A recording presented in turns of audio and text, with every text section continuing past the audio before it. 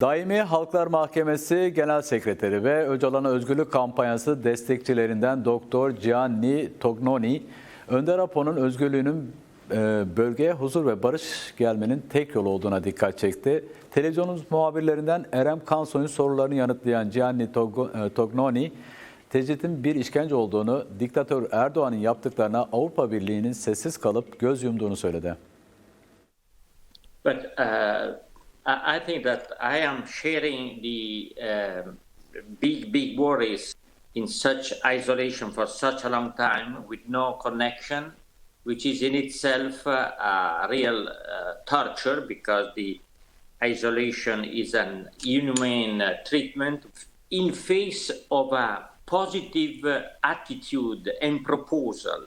both from the point of view of the Öcalan, showing that position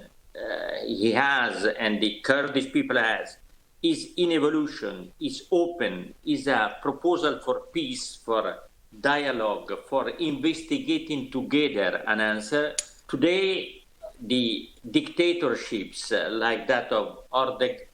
Erdogan, with the